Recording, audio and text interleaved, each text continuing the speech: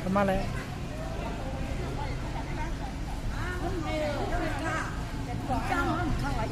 มาเลยโอ้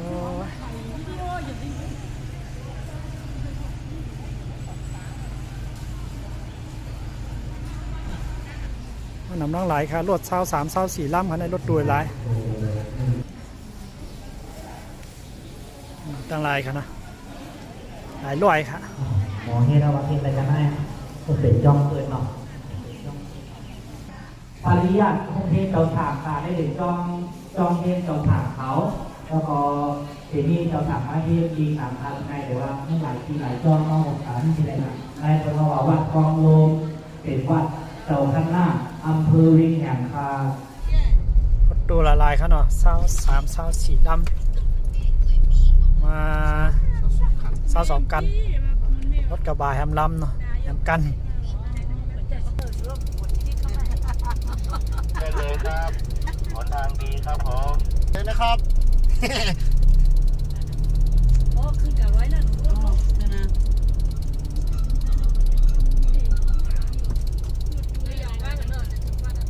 กับผมจ้างผม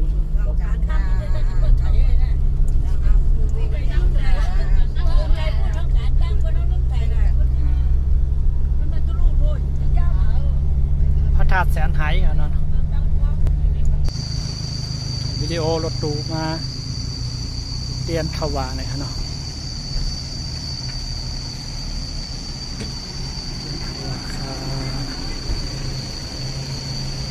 ฮัลโหลพี่น้องตนโจก็เขาได้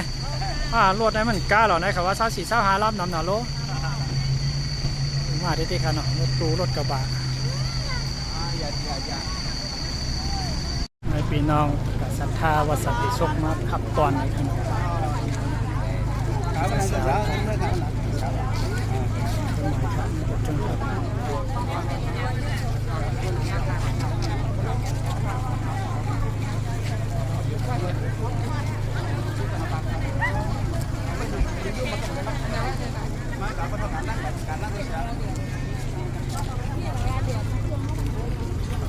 น้องสันติสุขไปครับตอนสังขาและจุมธรรมสักยาในขวันเนาะทั้งเมืองผังมีไอใช้ประการเกียงใหม่เวียงแหงเจ้าสาวเจ้าจ้างเอาเขาปุกปลาในขนมหลายร้อย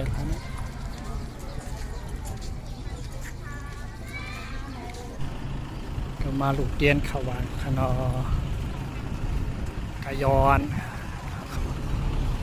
ตูหลายๆครับนะตูก็มี30 ลำ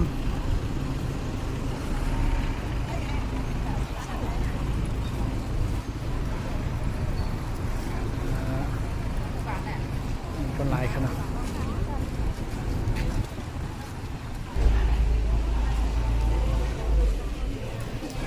วัดเป็นแค่นรถข้างหน้า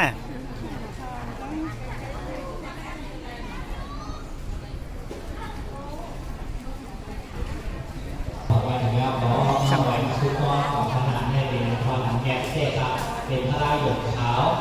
ตั้งหน้าในวัดเมืองธรรมนาสาธุครับก็มีอยู่ที่ห้องอธิษฐานห้องอยู่ห้องสังฆสังจอคณะที่วัดหนองไก่ย้อนแล้วก็ถามมาเรื่องว่าหนองไหนย้อนที่ห้องอยู่ห้องใต้กองสื่อเพราะว่าเขาต้องแต่เด็กเด็กสาวเด็กภาษีเด็กเด็กไทยมันย่อก็ดูเตียนขวา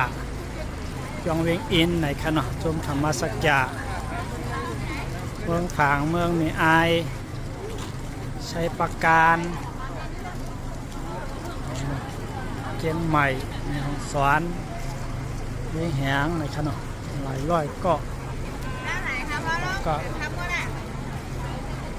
ชาติมาเตรียมถ่ายวิดีโอค่ะอยู่หวานๆค่ะ